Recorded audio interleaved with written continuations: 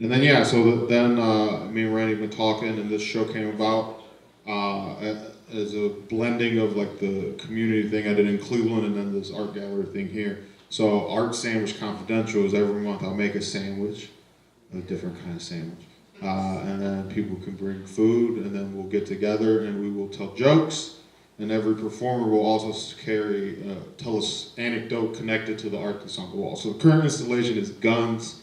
I'm sure you've walked around, you've seen, there's a lot of, very violent. I don't know if they're not inherently, I guess they are. What the fuck is that? But so there's a lot of different things on the wall, which is cool. And all the comics will tell a story of their connection to guns after their act. So that's that. So that's the basis of the show. So thanks for coming. At the end, we'll pass a little bucket around. You pay what you want. And then that gets split between the gallery and the comics.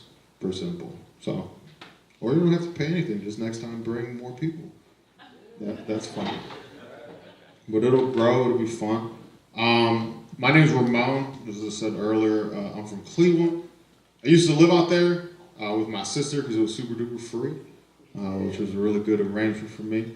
My sister has 3 kids, and I like most of them. Like, most of them are cool as shit. Like, my youngest nephew, I picked him up from school recently, and he was like, his face was sad. He was like, Tio, do you have any Johnny Cash music? Which is a weird question from a 13-year-old Latino boy, and I was like, yeah, man, why? He was like, I've just had a Johnny Cash kind of day. And I was like, did you do heroin today? Like, what does that even mean? Like, Johnny Cash had a crazy-ass life. I just looked back, he was just slumped down. His response was, I had to take a standardized test today. It was terrible. I was like, oh yeah, that's exactly like cocaine blues, man. He's very apathetic. He reminds me of me a lot when I was younger.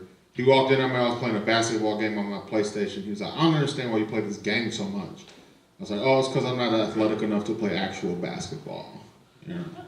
He's like, no, I get that part.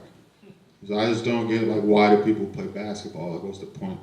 I'm like, well, if you score more than the other team, you win, and you're a winner. He's like, well, yeah, but why do people want to win? I was like, I think it has something to do with their dads. If I had to guess. And his is a piece of shit, so that's probably why he doesn't like sport. And then I was like, you don't want to play any sports? He was like, no. I was like, why not? And he thought about it for a second. He was like, I guess I just don't like trying. I feel like if I was his dad, I had to be like, man, you can't say shit like that. You gotta go try something right now. But since I'm just this cool uncle, I was like, man, I don't like trying shit either sometimes. I just kept it super real. I got text messages from my dad, and he told me that my mom, who he's been divorced from for about 15, 20 years, is so broke that she needs to move back in with him to save money. And I don't know how to feel having grown up in a broken home that's not coming back together because it's too broke. It's a weird phenomenon. And then, like, I lived with my dad to save money, so now I accidentally live with both my parents again. And it's like I only wanted half of this. Like, I feel like I've been misled. I feel like one of us needs to get our shit together, And that should probably be one of them because they've been alive way longer. They should have figured this life shit out by now. I relocated to LA to try to have sex in my house without my parents being there. It's all right. I shipped my bicycle out here. I'm trying to get skinny, save money on these Ubers, I'm at a weird point with my weight. Like, I'm not the biggest I've ever been. Like, I used to weigh like 340 pounds when I was in high school because I drank 2 liters a day because I didn't like the way I felt about myself.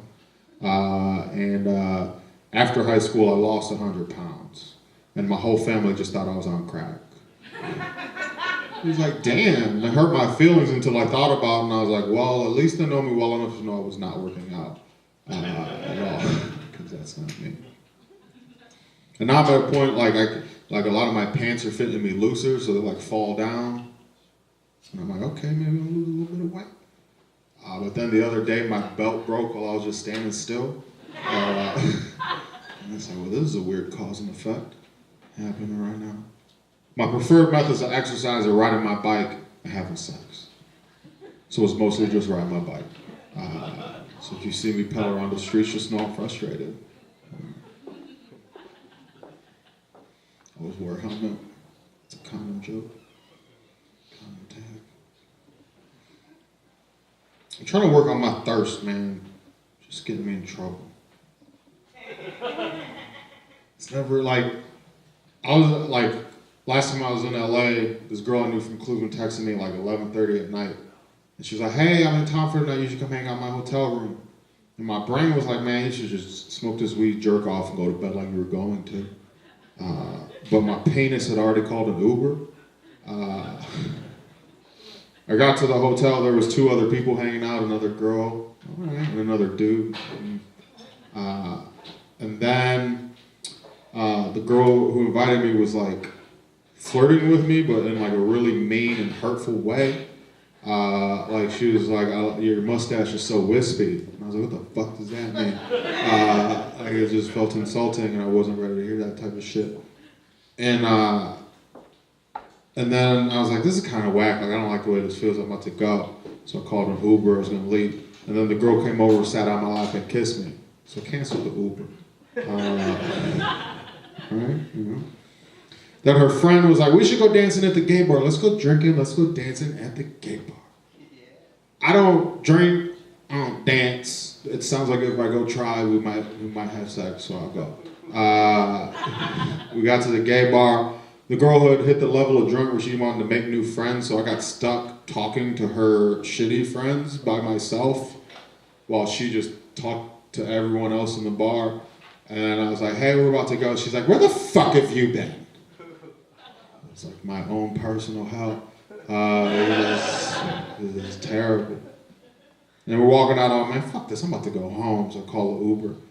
And then the other girl was like, we should go skinny dipping back at the hotel, so I canceled the Uber. We get to the hotel, the girls go put on robes, we go out to the pool, there's a security dude standing there. He's like, sorry, this area's closed, you can't be out here. And the girl's like, oh, we kind of just wanted to go swimming. Dude's like, yeah, you're in robes, no one has shoes on. Obviously, you were trying to go swim.